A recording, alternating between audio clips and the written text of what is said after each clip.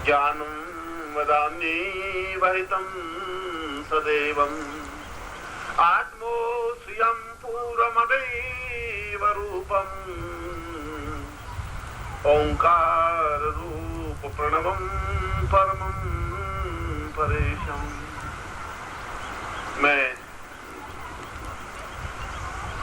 युगों से और सैकड़ों वर्षों के बाद के टूटे हुए सूत्र को जोड़ने से पहले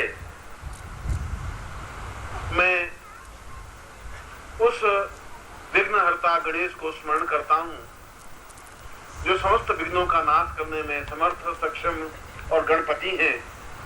और मैं उस बिंदु संयुक्त भगवान ओंकारेश्वर को प्रणम्य हूं कि जिनकी कृपा से हम इतिहास की उस धारा को वापस जोड़ने के लिए एकत्र हुए हैं जो अपने आप में इतिहास की पुनरावृत्ति है, इतिहास का अपने आप में पुनरावलोकन है।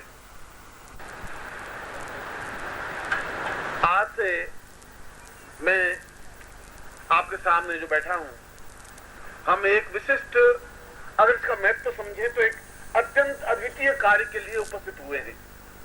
मैंने कल अपने प्रवचन में तुम्हें समझाया था कि जीवन की वृत्तियां जिंदा रहने में नहीं है और जीवन की खूबसूरती उसमें नहीं है। तुम जिंदा हो ये बहुत बड़ी बात नहीं है, और तुम अपना गृहस्थ जीवन चला रहे हो या संन्यास जीवन चला रहे हो यह भी कोई महत्वपूर्ण बात नहीं है। महत्वपूर्ण बात तो यह है कि तुम स्वयं अपने आप में पूर्ण शक्तिमान, समर्थ और उदात्त व्यक्तित्व बन सको। और उदात्त व्यक्तित्व का मतलब है जहां तुम्हारे अंदर एक चेतना पैदा हो सके, एक लपट पैदा हो सके, एक आग पैदा हो सके, एक ऐसी ज्योति पैदा हो सके जिसके माध्यम से हजारों हजारों सूर्य उदय हो सके, सूर्य को रोक सको और सूर्य को अपने आप में अपने सामने खड़ा होने के लिए बाध्य कर सको। और यह केवल व्यक्ति में समर्थ है, देवताओं में, राक्षसों में समर्थ नहीं है। न राक्षस ऐसा कर सकते हैं, न देवता ऐसा कर सकते हैं। उन देवताओं को अपने आप में पूर्ण अनुकूल बनाने के लिए और अपने मनोनुकूल बनाने के लिए केवल मनुष्य देह धारण करनी पड़ती है।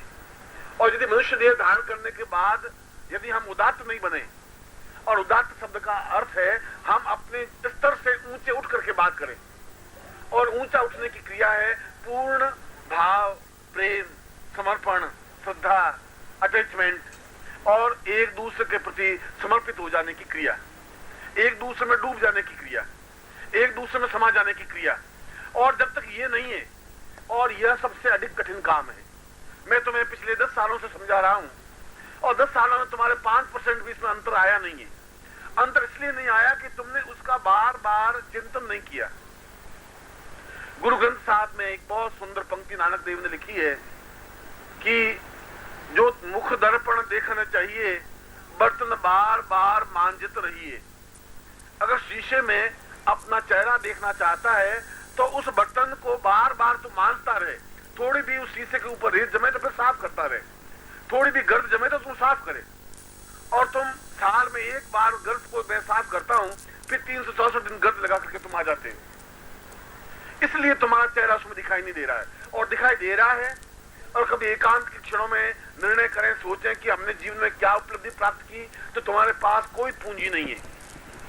और इसीलिए अधिकांश व्यक्ति जब मृत्यु को प्राप्त होते हैं तब उनकी आंख में आंसू छलछलाते हैं, रोते हैं, सिसकते हैं, फड़फड़ाते हैं और रोगों से ग्रस्त होकर के समाप्त हो जाते हैं, क्योंकि उनको जीवन में उदात्त वृत्ति आई नहीं, समझे नहीं उदात्त वृत्ति क्या है। और कोई गुरु नहीं मिला जो उनकी उदात्त वृत्तियों को जागृत कर सके, चेतना युक्त बना सके। और मिले तो उनकी बुद्धि उनके ऊपर इतनी कुंठित, हावी और दबाव युक्त बन गई कि वे चाहते हुए भी उदात्त नहीं बन सके। और मैंने इस श्लोक में एक बात कही कि मैं इतिहास की धारा को पुनः जोड़ रहा हूं, और मैं शंकर भाष्य में से उस श्लोक को उद्धृत कर रहा हूं जब शंकराचार्य अत्यंत प्रसन्न होकर के उस श्लोक में लिखते हैं, आषाढ़वम प्रवतवम प्रवम परेशम दिव्यौ सदाम महितपूर्व चतुर्दशीसाम गोविंद रूपम परम महितांग रूपम प्रणवम उदात्त मदिवम सहितम सदैव। आज मेरा कितना सौभाग्यशाली दिन है कि आषाढ़ की पूर्णिमा से एक दिन पहले चतुर्दशी के दिन मैं अपने गुरु गोविंद पादाचार्य से उस ज्ञान को, उस दीक्षा को, उस उदात्तता को प्राप्त करने के लिए तैयार हो सका हूं, जहां वे मुझे उदात्त बनाने की क्रिया संपन्न करेंगे और मैं पूर्ण रूप से उदात्त बन सकूंगा, अपने आप में जीवन के उन गुणों को, उन दिव्यताओं को, उन चेतनाओं को प्राप्त कर सकूंगा। यह जीवन का मेरा कितना बड़ा सौभाग्य होगा। और प्रातः काल से जब तक उनको दीक्षा नहीं दी, उनका सारा शरीर थरथराता रहा, रोमांचित होता रहा, ऐसा लगा नाचता रहा। जैसे कि उस श्लोक में आगे गोविंद पादाचार्य ने कहा कि मैं शंकर को जब देख रहा था तो ऐसा लग रहा था कि जैसे कोई पुष्प पर भंवरा नाच रहा हो। उनका पांव एक जमीन पर टिक नहीं रहे थे, उनकी आंखें, उनका हाथ, उनके पांव, नाक, कान, उनकी आंखों में अश्रु धार प्रवाहित हो रही थी और सारा शरीर रोमांचित था।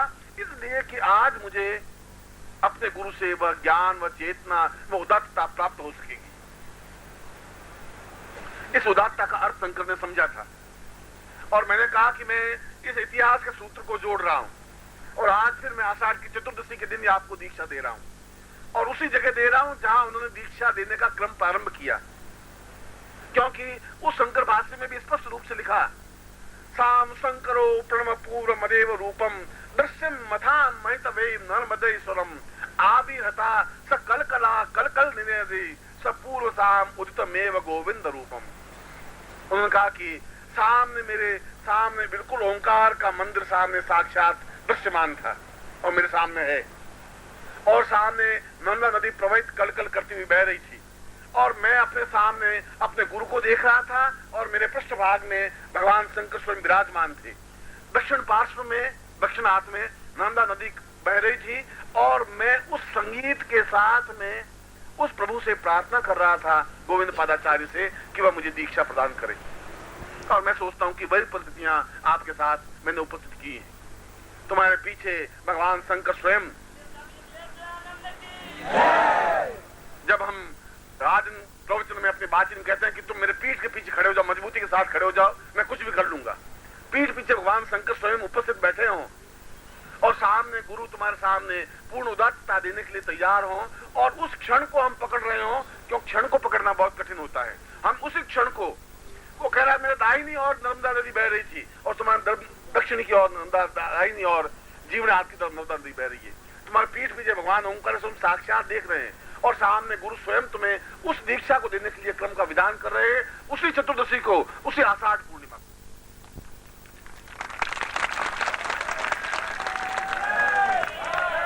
और मुझे वह दृश्य भी, मैं उस दृश्य का भी बिल्कुल साक्षीभूत हूं जिस दृश्य को वह दीक्षा प्रदान हुई थी, और मैं उस दृश्य का भी साक्षीभूत हूं जिसको मैं दीक्षा प्रदान कर रहा हूं।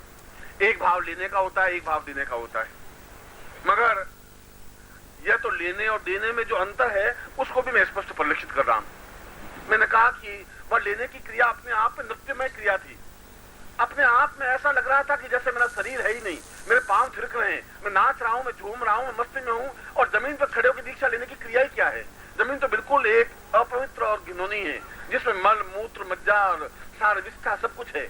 उससे ऊपर उठ करके दीक्षा लेने की क्रिया और विधान है।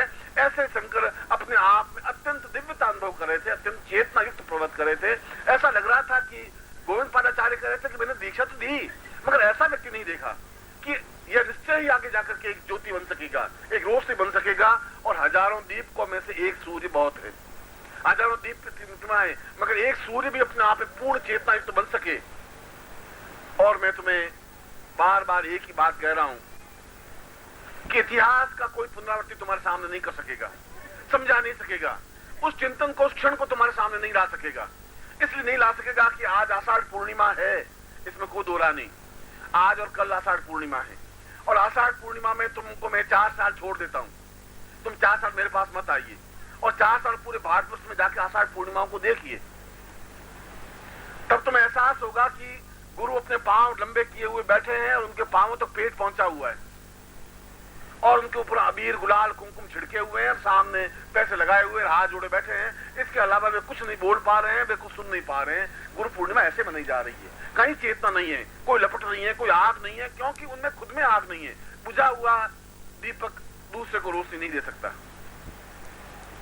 और ये लपट, ये आग थी तब हमारे सामने ऋषि मुनि थे, तब हमारे सामने यक्ष, गंधर्व, किन्नर थे। तब हम चाहते हुए उस जैसा वातावरण चाहते थे वैसा वातावरण बना देते थे। प्रकृति हमारा साथ देती थी, सूर्य हमारा साथ देता था, नदी हमारा साथ देती थी और देती है। प्रभु तो हमारे सामने है, देवता हमारे साथ है, साक्षीभूत है। हम में ताकत, हम में कुव्वत, हम में एक व्यक्तित्व, क्षमता, चेतना, तेज होना चाहिए। और वैसा मैं तुम्हें देने में बार बार चेतना युक्त बना रहा हूं। मैं बार बार तुम्हें एक ही बात कह रहा हूं कि तुम जो कुछ शरीर लेकर के मेरे पास आए हो, वह शरीर अपने आप में कोई बहुत शानदार शरीर नहीं है। उस शरीर को मुझे भेंट करने से कुछ लाभ नहीं होगा। यह शरीर तुम छोड़ दो। और संन्यास जीवन में तो दीक्षा देने से पहले जब दीक्षा दी जाती है, क्योंकि आज मैंने कहा संन्यास्त दीक्षा, सावधि संन्यास्त दीक्षा, मुझे सावधि लगाना पड़ा। सावधि का मतलब है कुछ क्षणों के लिए संन्यास्त दीक्षा। तुम 24 घंटों में 1 घंटे की संन्यास्त दीक्षा रखो। तुम 24 घंटों में 5 मिनट संन्यास्त बनो तो सही। 24 घंटे 12 महीने मत बनिए। मैं भी नहीं चाहता हूं कि तुम्हारे गृहस्थ जीवन में कुछ गड़बड़ आए। मैं तो कहता हूं तुम गृहस्थ जीवन में पार लगो, मगर कभी आज की दीक्षा के बाद तुम रोज 15 मिनट संन्यास्त दीक्षा लो। 15 मिनट के लिए तुम संन्यास। तुम्हारा कहीं किसी से कोई अटैचमेंट नहीं, बिल्कुल उदात्त वृत्तियों में। कुछ हो रहा है तो हो रहा है, नहीं हो रहा है तो नहीं हो रहा है, बिजली जा रही है तो जा रही है, तुम्हारे कुछ आवाज आ रही है तो आ रही है, उस जगह तुम खड़े हो जाओ। वहां तुम्हारे जीवन का चिंतन, वहां तुम्हारे जीवन की उदात्तता, वहां जीवन की पूर्णता, वहां आनंद हो सकेगा। तुम अपनी इच्छाओं से, तुम्हारे प्रयत्नों से तुम ओंकार सुन नहीं आ पाते। तुम में से 90% लोग पहली बार ओंकार सुनाए, और यदि मैं तुम्हें नहीं खींचता तो तुम आते भी नहीं, अगले 25 साल भी नहीं आ पाते। इससे पहले तुम आए नहीं, 40 साल जब नहीं आए तो अगले 25 साल भी नहीं आ पाते। और अगला 25 साल भी तुम देख लेना, अगर मैं नहीं बुला सकूंगा तुम नहीं आ सकोगे। ये तो तुम्हारे मेरे संबंध है, डोर खींचने की क्रिया है। ये तो मेरे हाथ में है कि मैं तुम्हें डोर खींचूं। मैं खींचता हूं तो मैं तुम्हें समझा रहा हूं, क्योंकि मुझे इतिहास को वापस उस जगह जाके खड़ा करना था जहां पर मैं खड़ा था, और उस जीवन के, उस चिंतन को, उस प्राण को, उस विभूति को, जिन्होंने अपने शंकर भाष्य के माध्यम से एक चेतना, एक हिंदुत्व दिया, एक ज्ञान दिया, एक प्रणव दिया, एक मंत्र दिया, एक साधना दी और अपने देवताओं को अपना अधीन बनने की क्रिया की। जीवन में दुख तो हो ही नहीं सकता, चल परेशानियां, बाधाएं नहीं आ सकती। आ सकती है तुम्हारे शरीर को। तुम अपने शरीर को पकड़ के बैठे हो, मुझे सौंप नहीं रहे हो। और मैं तुम्हारे शरीर को, इस शरीर को जब संन्यास्त दीक्षा दी जाती है और जब सिर से हाथ जोड़ के खड़ा हो जाता है, तब गुरु कहता है जा मृत्यु को प्राप्त हो जा। मृत्यु को प्राप्त होने का मतलब है आज तक तेरा जो जिंदगी थी वो समाप्त हो जाए। आज तक तुम्हारी जिंदगी में छल था, झूठ था, कपट था, असत्य था, निम्नता थी, उदारता नहीं थी, वो समाप्त हो जाए, मृत्यु को प्राप्त हो जाए। आज मैं तुम्हें नया जीवन दे रहा हूँ, नई प्राण चेतना दे रहा हूँ, नई क्रिया दे रहा हूँ। मैं तुम्हें नया कुछ दे रहा हूँ, ऐसा दे रहा हूँ जो तुम्हारे पास नहीं है, ऐसा दे रहा हूँ जो तुम्हारी पीढ़ियों के पास नहीं है। वह पूंजी है।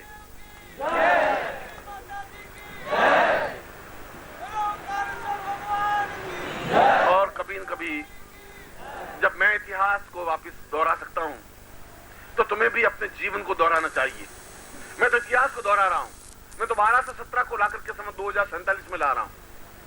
संवत 1217 में शंकराचार्य इसी मंच पर नीचे तुम्हारी जगह बैठ करके दीक्षा प्राप्त कर रहे थे, और इसी मंच पर गोविंद पादाचार्य बैठे थे। ये की चट्टान, ये नर्मदा, दक्षिण पास नर्मदा, और पीछे शंकर भगवान और सामने गुरु।